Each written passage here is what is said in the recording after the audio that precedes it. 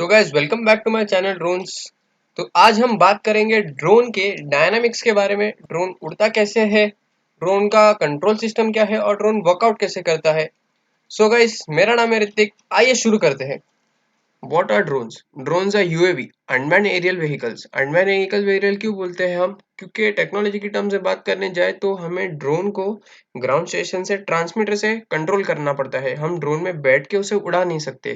तो ड्रोन एक flying robot है जो ऑटोनोमसली वर्क करता है सॉफ्टवेयर से। जो फ्लाइट कंट्रोलर का सॉफ्टवेयर रहता है उससे कंट्रोल करता है। और वो जो सेंसर्स हम उसमें लगाते हैं ऑन बोर्ड जीपीएस और सेंसर, हमें उससे फीडबैक मिलता है। सो गाइस ये बेसिक डेफिनेशन है ड्रोन का। Let's talk about the control system in drone. So control system are of two types. So first type of control system is open loop control system. No feedback means जो open loop control system होता है, हम कौन सी भी चीज को एक input देते हैं, वो प्रोसेस होता है, आउटपुट मिलता है, पर हमें उसमें फीडबैक नहीं मिलता है। और दूसरा होता है क्लोज लूप कंट्रोल सिस्टम, जैसे हमारा ड्रोन हो गया। क्लोज लूप कंट्रोल सिस्टम कैसा होता है, जहाँ पे हम इनपुट देते हैं, वो इनपुट प्रोसेस होता है और प्रोसेस आके हमें आउटपुट मिलता है, पर आउटपुट के पहले हमें एक फीडबैक मिलता है। उसे मैं आपको एक ब्लॉक डायग्राम के मदद से समझाता हूँ। सो गाइस ये है block diagram close loop control system का। तो ये आप देख सकते हैं रेड पॉइंट जो इनपुट पॉइंट है। तो फर्स्ट ब्लॉक है वो इनपुट है। इनपुट हम जब देते हैं कौन से भी चीज को, तो वो इनपुट प्रोसेस होता है और वो प्रोसेस होके आउटपुट हमें मिलता है।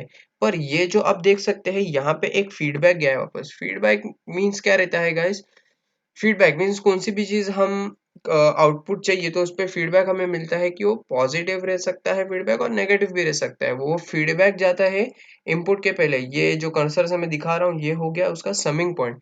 तो यहाँ पे जाता है। तो इस फीडबैक से क्या बेनिफिट है गाइस? हमें फीडबैक से ये बेनिफिट है कि हम उससे आउटपुट हमारा वेरी कर सकते हैं और आउटपुट जब हम प्रेजेंट करते हैं वो और अच्छे से प्रेजेंट कर सकते हैं फीडबैक की वजह से।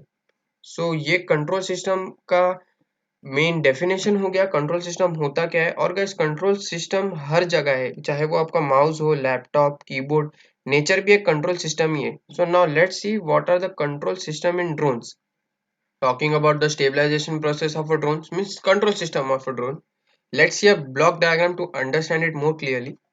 So we can see here एक ट्रांसमीटर है जो हमारा ड्रोन का ट्रांसमीटर रहता है। उससे हम ड्रोन को इनपुट देते हैं। इनपुट हम देते हैं जैसे ड्रोन को हमें कैसे फ्लाई करना है, तो वो इनपुट जाता है कंट्रोल सिस्टम ड्रोन के फ्लाइट कंट्रोलर में। उसके बाद वो कंट्रोल सिस्टम आगे जाता है जो ड्रोन के हम ईएससीज एंड रोटर मोटर लगाते हैं, उससे उसमें प्रोसेस होता है। और वो प्रोसेस होने के बाद हमें आउटपुट मिलता है। आउटपुट कैसा मिलता है? मैंने यहाँ पे एग्जांपल लिया है रोल एंगल का। सो रोल एंगल का आउटपुट मींस ड्रोन किस साइड जा रहा है, हम वो पोजीशन देख सकते हैं आउटपुट में। और आउटपुट के पहले ये देख सकते हैं हम कि हमारे पास एक फीडबैक है। और मैंने फीडबैक में यहाँ सेंसर्स क्यों लिखा है? सेंसर इसलिए लिखा है कि रोल एंगल एक सेंसर है जिसके अंदर यॉ, पिच और रोल आता है हमारा। जो ड्रोन हमारा रोटेट होता है, टेक ऑफ लेता है, लैंड करता है, और जो हमारा ड्रोन लेफ्ट या राइट टर्न करता है, वो हो जाता है हमारा फीडबैक। सो ये क्लोज्ड लूप कंट्रोल सिस्टम का हमारे पास एक बहुत बड़ा बेनिफिट है कि हमें उससे फीडबैक मिलता है। हम वो फीडबैक को देख के उससे स्टडी करके हम हमारा आउटपुट है वो अच्छे से प्रेजेंट कर सकते हैं और हम हमारा ड्रोन इस फीडबैक के वजह से और स्टेबल कर सकते हैं। सो ये था stabilization of a drone. So guys let's talk about the drone dynamics and working. तो इसमें 3 पॉइंट मैंने कवर किए हैं जो हमें फ्लाइट कंट्रोलर में मिलते हैं, जैसे यॉ, रोल एंड पिच। तो आगे एक वीडियो है उसके मदद से मैंने आपको एक्सप्लेन किया है। तो आइए गाइस देखते हैं। So guys, this is the axis and this is the quadcopter. So first I will talk about the roll, how the quadcopter rolls. So this axis travels from top to the bottom of the quadcopter.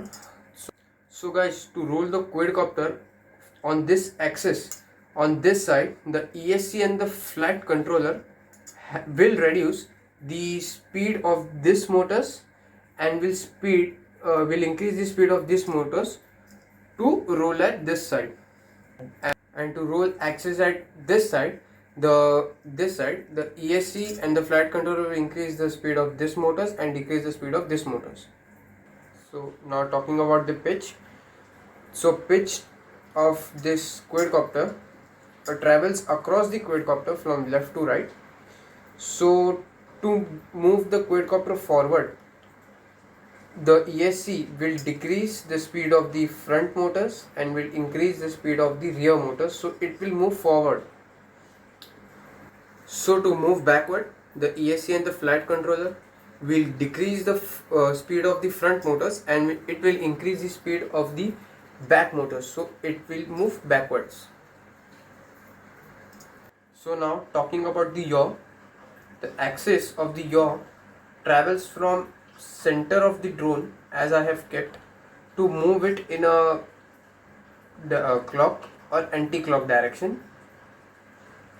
So to move the drone in left side or right side, or as we say in clockwise or counterclockwise, the flight controller and the ESC, if we want to move in counterclockwise, the flight controller and the ESC will increase the speed of the counterclockwise motor, and if we have to move in clockwise direction, the ESC and the motor will increase the speed of these two motors, clockwise motors. So guys, if we put all four motors in clockwise direction, so क्या होगा, ये drone का tendency है कि सब same motor spin करेंगे तो वो अपने अराउंड ही ऐसे ऐसे घूमेगा, और अगर हमने काउंटर क्लॉकवाइज लगा दिया सब तो वो वैसे ही घूमेगा अपने एक्सिस के अराउंड. सो गाइस, ये रीज़न है हम दो काउंटर क्लॉकवाइज और दो क्लॉकवाइज मोटर ड्रोन में लगाते हैं कि वो बराबर फ्लाई हो, होवर हो, और जैसे हमें उसे कंट्रोल देना है वो उस पोजीशन में आए. So guys, this was all about the drone dynamics and how does the drone fly. तो गाइस, कुछ भी क्वेश्चन होएगा या कुछ डाउट आया होएगा आपको किसी भी वीडियो के कौन से भी पार्ट में, तो मुझे नीचे कमेंट बॉक्स में कमेंट करके बता देना. And that's all for today guys. Thank you for watching my video.